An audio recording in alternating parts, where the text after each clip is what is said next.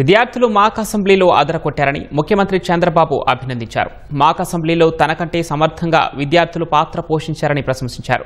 ఒక్క విద్యార్థి కూడా తడబడకుండా కొత్త ఎమ్మెల్యేల కంటే బాగా ప్రదర్శన ఇచ్చారన్నారు. విద్యార్థుల ఆత్మస్థైర్యానికి అభినందనలు తెలిపారు. సంక్షోభాలు ఎవరికైనా సహజమన్న చంద్రబాబు వాటిని ధైర్యంగా ఎదుర్కొని ముందుకు పోతేనే విజయాలు సాధిస్తామని చెప్పారు. పాఠశాల విద్యాశాఖ రూపొందించిన బాలల రాజ్యాంగం పుస్తకాన్ని చంద్రబాబు ఆవిష్కరించారు. స్టూడెంట్ అసెంబ్లీ అదరగొట్టారు. మామూలుగా నేను అసెంబ్లీలో కూడా వాచ్ చేస్తా ఉంటాను. మీరు మామూలుగా చెయ్యలేదు. మిమ్మల్ని చూస్తే ఇదే నేను ఎప్పుడు కోరుకుంటాను. అసెంబ్లీ ఒక ఆదర్శంగా ఉండాలని కోరుకుంటాం. చాలా సార్లు మా ఎమ్మెల్యేలకైతే నేను శిక్షణా కార్యక్రమాలు కూడా పెట్టా. కానీ చాలా తక్కువ సమయంలో మీ యొక్క ప్రవర్తన, మీ యొక్క ఇది చూస్తే వండర్ఫుల్ పర్ఫార్మెన్స్. మరొక్కసారి మిమ్మల్ని అందరినీ మనస్ఫూర్తిగా అభినందిస్తున్నా. ఇటీవల కాలంలో మన ప్రధానమంత్రి గారు ఈ యొక్క సంవిధాన్ దివస్ని జరుపుకోవాలని ఒక కార్యక్రమానికి పిలిపించాడు. జాతీయ రాజ్యాంగ దినోత్సవం. దీనికి ఎందుకంటే ఒక బాధ్యత రావాలి, ప్రతి ఒక్కరిలో ఒక చైతన్యం రావాలి, అవేర్నెస్ రావాలనే ఉద్దేశంతో ఈ కార్యక్రమానికి శ్రీకారం చుట్టారు. ఈ రాజ్యాంగం రాసుకునేది మన కోసరం మనం రాసుకున్న రాజ్యాంగం. ఇది చూసినప్పుడు నేను 28 సంవత్సరాల్లో ఎమ్మెల్యే అయ్యాను. నేను ఆ రోజు చాలా బ్రిలియంట్ స్టూడెంట్ కాదు. అయితే నేను ఏ పని చేసినా పద్ధతి ప్రకారం చేయడం చిన్నప్పటి నుంచి నేర్చుకున్నాను. ఒక సోషల్ రెస్పాన్సిబిలిటీ కూడా.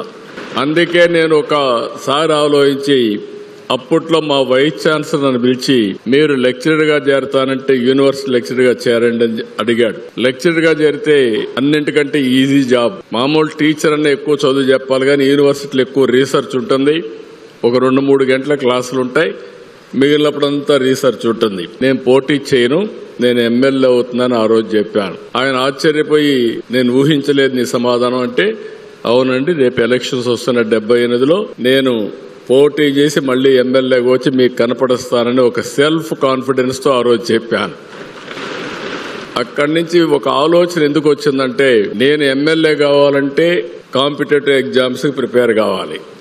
నేను ఎప్పుడు స్టూడెంట్ గా హ్యాపీగా తిరుగుతూ ఉండేవాడిని. 2nd ర్యాంక్ నాది క్లాస్ లో కూడా.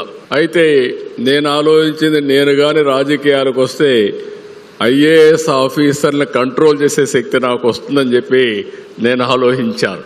That was my vision.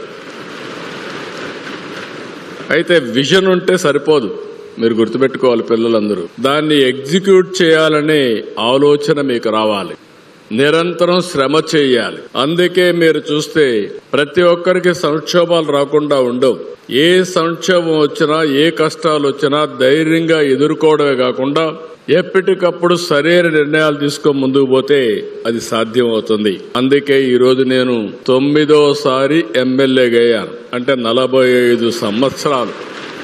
ఇక్కడుండే స్పీకర్ని మీరు చూస్తే ఆయన 7 సార్లు ఎమ్మెల్యేగా, ఒకసారి ఎంపీగా అయ్యాడు. ఇంకొక పక్క నేను 30 సంవత్సరాల్లో మంత్రి అయ్యాను, 45 సంవత్సరాల్లో ముఖ్యమంత్రి అయ్యా, 4వసారి ముఖ్యమంత్రిగా పనిచేస్తున్నా. మీరు అతి చిన్న వయసులో, నాకంటే చిన్న వయసులో మాక్ అసెంబ్లీలో ఎమ్మెల్యే పాత్ర నాకంటే సమర్థవంతంగా నిర్వహించాను. నేను ఫస్ట్ టైం అన్నా అటు ఇటు అనుకున్నాను, కానీ ఇప్పుడు మిమ్మల్ని చూస్తే టోటలీ కాన్ఫిడెంట్. ఒకప్పుడు ఇంత కాన్ఫిడెన్స్ ఉండేది కాదు. ఈరోజు అలాంటి ఒక నమ్మకం మీ అందరిలో కనపడుస్తా ఉంది, ఆత్మవిశ్వాసం కనపడుస్తా ఉంది. ఆ ఎమ్మెల్యేలు చాలా మందిని చూశాను తడబడేవాళ్ళు. మీరు ఒక్కరు కూడా తడబడడం లేదు. నేను పైన కూర్చొని వాచ్ చేస్తా ఉన్నా, నేను అదే పనిగా అందరినీ చూశాను. Wonderful performance. మీ కాన్ఫిడెన్స్ కి మరొక్కసారి అభినందిస్తున్నా. మామూలు కాన్ఫిడెన్స్ కాదు ఇది.